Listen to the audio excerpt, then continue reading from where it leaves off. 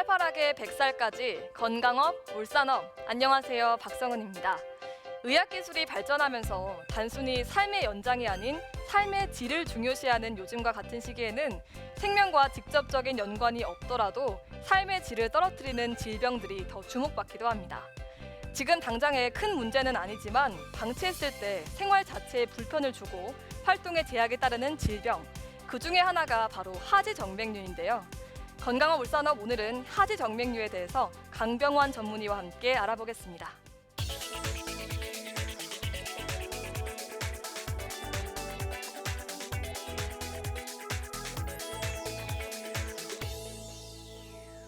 네, 선생님, 하지정맥류가 단순히 미용적인 문제가 아니라 혈관 질환이라는 것은 이제 많이 알려져 있는 사실인데요. 네, 그렇다면 우리 몸에서 혈관이 어떤 역할을 하는 건지 먼저 알면 좋을 것 같습니다. 혈관은 어떤 역할을 할까요? 네, 쉽게 생각하면은 피가 흘러가는 관이라고 생각하시면 됩니다. 이 혈관이 크게 두 가지로 나뉘을 수가 있는데 하나는 동맥이고 하나는 정맥입니다. 동맥은 우리 심장에서 나와가지고 몸의 각각의 부분에 산소와 영양분을 공급해주는 역할을 하고요. 그러니까 쉽게 생각하면 상수도라고 생각하시면 됩니다. 수돗물이 흘러가는.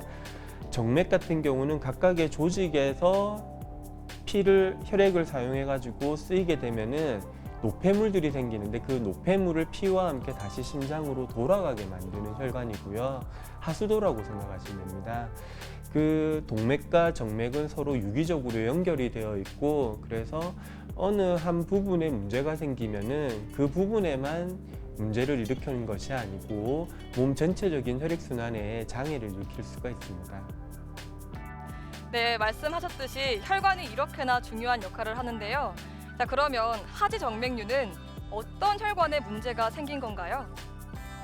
말 그대로 다리에 있는 정맥이 고장난 병입니다.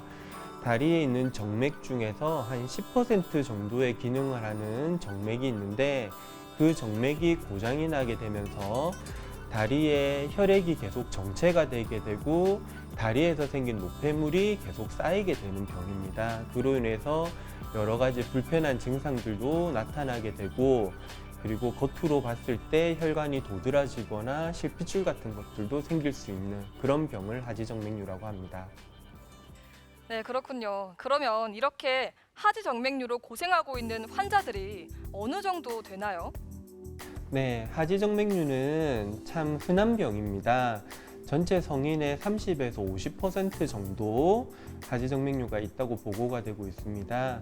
근데 환자들마다 증상이 전부 다 다르기 때문에 실제로 본인이 하지정맥류라고 느끼는 분들은 많지 않을 수도 있지만 하지정맥류로 인한 증상들, 그리고 겉으로 보았을 때 혈관이 보이는 게 있는 분들은 내가 하지정맥류도 있을 수 있겠다라고 생각을 하시는 게 필요할 것 같습니다. 네, 그러면 다리 정맥에 문제가 생기는 원인은 무엇일까요? 가장 흔한 원인이 되는 거는 임신입니다. 여성분들에게서 임신을 하게 되면은 몸에 여러 가지 변화들이 생기는데 그 중에 하나가 혈관이 고장이 나는 것이죠. 그래서 임신의 수가 많을수록 병이 생길 확률이 높아집니다. 그리고 두 번째가 유전적인 영향인데 주로 목에 유전이 됩니다. 어머니한테서 딸로 유전이 되고요. 50% 정도에서 유전이 된다고 하니까 생각보다 많은 영향을 준다고 생각하시면 됩니다. 그리고 세 번째는 직업적인 영향, 생활 습관이 될 수가 있겠고요. 한 자세로 오래 서 있거나 오래 앉아 있는 그런 일을 하시는 분들, 그리고 무거운 거를 많이 드신다거나 더운 환경에 오래 노출되는 분들은 하지정맥류가 생길 확률이 훨씬 더 높아지게 됩니다. 그리고 생활 습관으로 다리를 많이 꼬은다거나 스키니진이나 하이힐 같은 그런 의상을 좋아하시는 분들은 하지정맥류가 생길 가능성이 조금 더 높다고 할 수 있습니다. 네, 이렇게 여러 가지 원인들 때문에 다리 정맥에 문제가 생기면 어떤 증상들이 나타날까요? 우리가 가장 쉽게 알고 있는 증상은 겉으로 혈관이 보이는 것이죠. 근데 그런 보이는 혈관 말고도 환자들이 불편하다고 느껴지는 증상들도 있습니다. 가장 흔하게 나타나는 거는 이제 다리가 무겁다는 거죠. 오전에 비해서 오후가 되면은 다리가 많이 무거워지고 종아리에 팽창감이 들 수가 있습니다. 그리고 의자에 이렇게 오래 앉아 있거나 양만다리를 하게 되면은 다른 사람들보다 훨씬 더 빨리 다리가 저리다는 느낌도 들 수가 있고요. 그리고 종아리나 이런 쪽에 통증이 많이 생깁니다. 통증의 양상은 환자들마다 다르지만은 아린다거나 쑤신다거나 하는 그런 증상을 호소하는 분들이 많으시고요. 그리고 특징적인 증상으로는 주무시다가 기지개를 켜거나 자세를 바꿀 때 종아리가 뭉치거나 발가락이 꼬이거나 하는 그런 경련이 생길 수가 있습니다. 그런 경련이 있는 분들은 거의 대부분이 하지정맥류가 있다고 생각하시면 됩니다.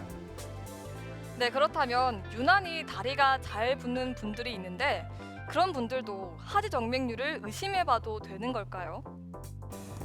다리가 붓는다고 전부 다 하지정맥류는 아닙니다. 다리가 붓는 원인은 생각보다 다양하거든요. 그래서 다리가 붓는다고 하지정맥류라기보다는 하지정맥류가 생길 수 있는 직업을 가지고 있거나 유전적으로 하지정맥류의 가족력이 있는 분들은 다리가 붓는다면 하지정맥류를 가장 먼저 의심을 해보고 검사를 해보셔야 될 것 같습니다. 네, 말씀 잘 들었습니다. 하지정맥류 하면 흔히들 다리에 핏줄이 도드라져 보이는 질환, 이 정도로 인지하고 있는 경우가 많은데요. 하지정맥류는 발생된 세부 부위에 따라서 증상이 다르게 나타난다고 합니다. 다리가 무겁고 피로감이 계속 이어지거나 발바닥이 후끈거리는 경우, 또 쥐가 나고 저린 증상이 반복적으로 일어날 경우 단순 피로라고 여기기보다는 하지정맥류를 의심하고 정확한 진단을 받는 것이 좋겠습니다. 건강한 울산업 오늘도 요가 동작 같이 해보시고 저는 여기서 인사드립니다. 고맙습니다. 안녕하세요. 요가 강사 이예진입니다. 오늘 저와 함께 배워보실 자세는 내 몸 전체 혈액순환을 도와주는 서서 상체 숙이기 자세입니다. 자, 다리는 어깨 넓이 11자 벌려서 양손 허리 가볍게 잡아주세요. 자, 호흡 마시며 척추를 길게 늘렸다가 내쉴 때 골반을 뒤로 보내며 상체를 기역자로 숙여줍니다. 마신 호흡에 제자리 돌아와 정면 바라봤다가 내쉬며 조금 더 척추를 길게 뻗으며 기역자로 숙여주세요. 자, 이때 등과 어깨가 구부정하게 굽지 않도록 정면을 향해 활짝 열어주시고요. 허리가 구부정하게 된다면 상체를 기역자까지 숙이지 않고 45도 정도에서 시작합니다. 자, 천천히 10번 반복해 주세요.